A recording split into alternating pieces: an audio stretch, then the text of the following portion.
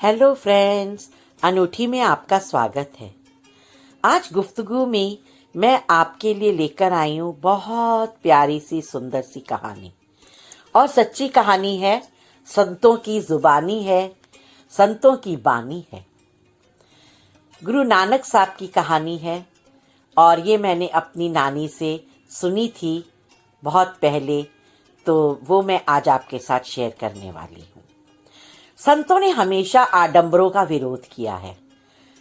संतों ने हमेशा ये बोला है कि दिखावा मत करो, आडंबर मत करो। और आजकल जितना चल गया है कि मृत्यु भोज जरूर करना चाहिए और मृत्यु के बाद उठावना की वो हो गई है, चलन हो गया है। जितना आप शोर शराबा करेंगे, जितना आपके यहाँ भीड़ होगी और जितना आप अच्छा सा सबको खाना खिलाएंगे, जितने ब्राह्मणों को बुलाएंगे, उतना आपकी वाहवाही होगी और दिखेगा आपको अपने पूर्वजों से बहुत प्यार है। और संतों ने इसका सख्त विरोध किया है। तो उसी विषय में एक कहानी है जो मैं आपसे शेयर कर रही हूँ। तो एक बार गुरु महाराज थे, तो वो जा रहे थे, तो उन्होंने देखा कि एक लड़का बड़ी श्रद्धा से श्राद्ध पर्व मना रहा है और उसके यहाँ ब्राह्मणों की पंगत बैठी हुई है, पूरा गांव बैठा हुआ है और बड़े बड़े मालपुए और सामान बने हैं और सबको वो खिला रहा है और बहुत सुंदर श्राद्ध कर रहा है अपने पूर्वजों को याद करके और बहुत श्रद्धा से, बहुत उससे वो खिला रहा है, भक्ति से, सबको प्रेम से और सबको बुला बुला के खिला रहा है और मतलब अपनी तरफ से वो बहुत अच्छे से सबको खिला रहा है, कर रहा है। गुरु महाराज ने बोला, बेटा ये क्या कर रहा है? बोला कि मैं अपने पिताजी का श्राद्ध कर रहा हूँ।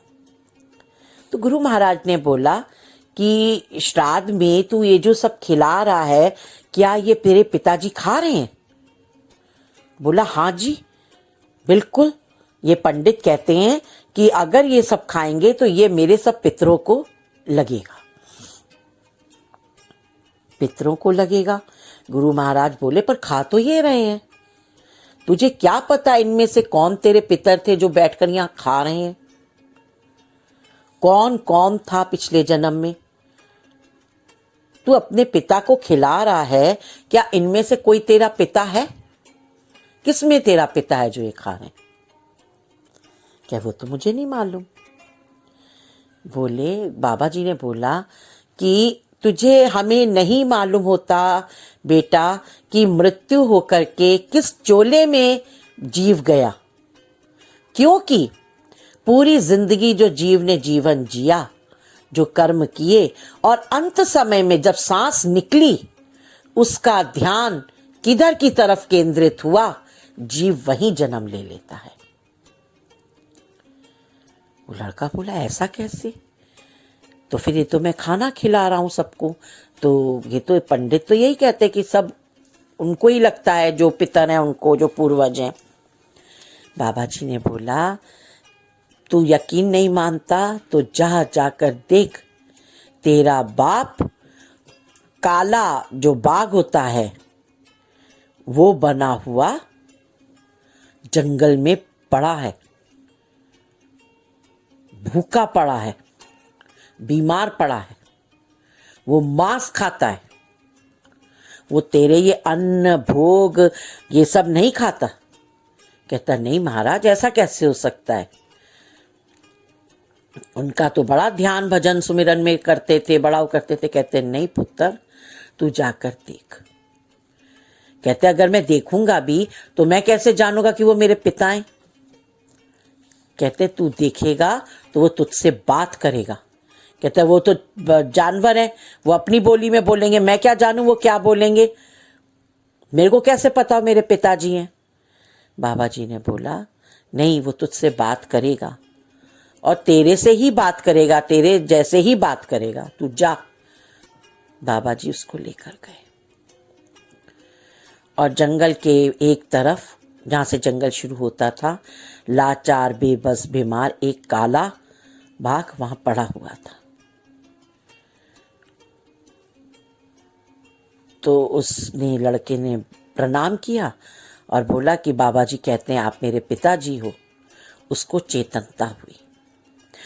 चेतनता हुई तो वो बोला अपने लड़के से, उसकी ही जुबान में बोला कि हाँ बेटा मैं तेरा बाप हूं। लड़का ताज्जुब कर गया उसको बोलते हुए सुनकर, उसकी आवाज सुनकर कि मैं तेरा बाप हूं और मैं भूखा पड़ा हूं, मेरे में इतना भी बल नहीं बचा कि मैं अपना शिकार कर सकूं। मुझे मांस की खुशबू आती है, मुझे मांस की इच्छा होती है, मैं मांस खाता हूं। तू कुछ भी श्राद्ध करता है, मुझे कुछ नहीं मिलता, मैं तो मांस खाता हूं। बोला ऐसा क्यों? तो बोले कि आखिर समय में जब मृत्यु हो रही थी तो मेरा ध्यान कहीं से मांस की सुगंध आ रही थी, उस तरफ मेरे सुर्त खिंच गई और मैं इस चोले में आकर मांस ही मांस खाता हूं।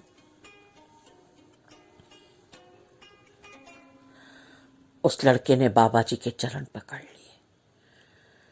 बोला बाबा जी ये कैसा अजूबा है?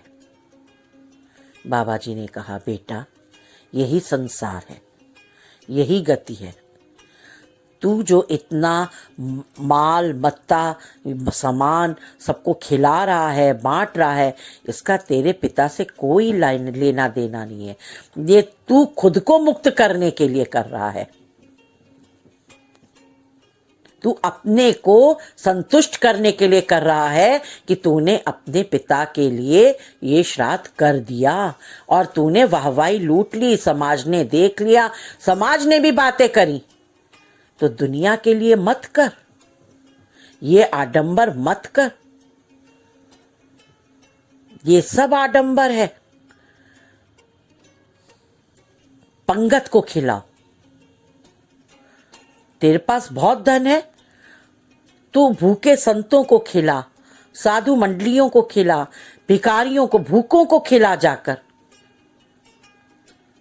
भलाई का काम कर। तुझे अगर इतना ही खिलाने का शौक है तो किसी दिन का चुनाव मत कर। हर दिन उस मालिक के नाम का है, उसको तुम कभी भी खिला सकते हो लोगों को। तो उस मालिक के नाम से तुम कभी भी खिलाओ, जिसको खिला सकते हो उसे खिलाओ, गरीबों को खिलाओ, जिसे जरूरत है उसे खिलाओ।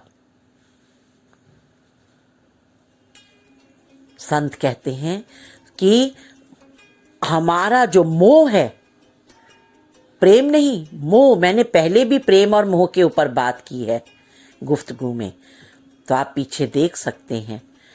तो जो हमारा मोह है वो हमें फंसाता है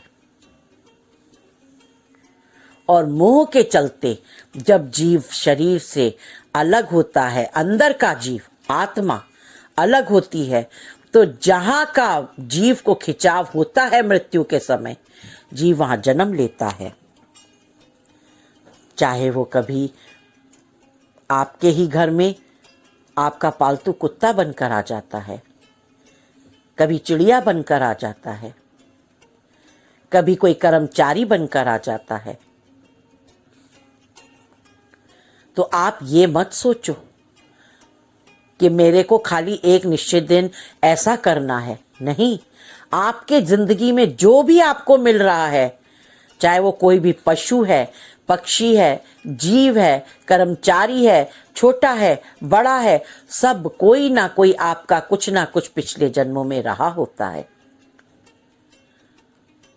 तो आप रोज ये काम कर सकते हैं, कभी भी किसी को खिला सकते हैं और ये बाह्य आडंबरों का विरोध करिए, इसको मत करिए।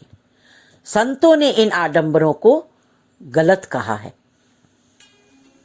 उन्होंने बोला है आडंबर से प्रभु नहीं मिलते, आडंबर से सुकून नहीं मिलता, आडंबर से केवल अहंकार मिलता है। जब आडंबर आप करते हो तो दुनिया वाहवाही करती है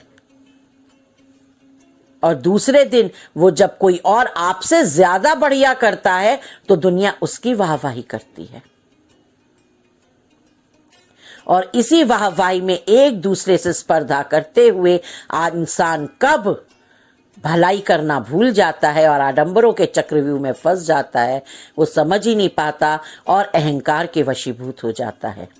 और ये अहंकार इंसान को इंसान से अलग कर देता है, उसके कर्तव्यों से अलग कर देता है, उसकी विनम्रता से अलग कर देता है, उसके विवेक से अलग कर देता है, उसके विनय से अलग कर देता है।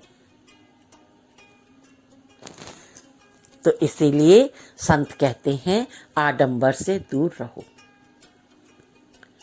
चाहे कबीर साहब रहे हों, चाहे नानक साहब रहे हों, चाहे नामदेव रहे हों, चाहे रहीम रहे हों, चाहे सूर तुलसी मीरा रहे हों, कोई भी संत रहे हों, सबने प्रेमा भक्ति का ही जोर दिया है और प्रेमा भक्ति की ही शिक्षा दी है।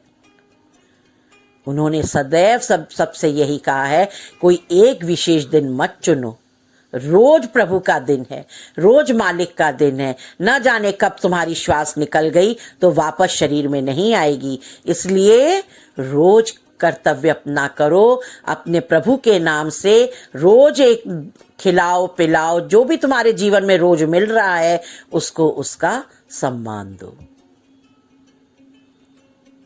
तो इस तरह से गुरु नानक साहब ने जो लंगर क्या आज रीति चल रही है गुरुद्वारों में, नानक साहब ने चलाई कि कोई भूखा नहीं जाना चाहिए, सबको भोजन मिलने का हक है और उस पंगत में सब बराबर है, ना कोई ऊंचा है ना कोई नीचा है। आज हर संत समाज में पंगत का नियम है,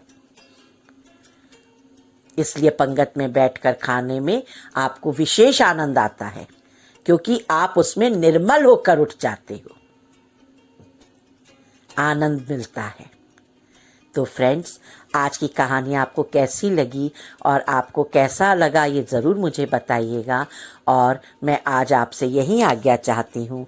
मैं आशा करती हूँ आपको अच्छा लगा होगा। मुझे भी बहुत आनंद आता है संतों की बानी सुनने में, कहने में और बातें करने में। मैं और संतों की बानी और अच्छी कहानियाँ लेकर आती रहूँगी और आप ऐसे ही आते रहिए, अनूठी पे विजिट करते रहिए। सब्सक्राइब करिए मेरे चैनल को, लाइक करिए, शेयर करिए। Thank you so much friends, thanks a lot. Radha Swami, जय श्री कृष्णा।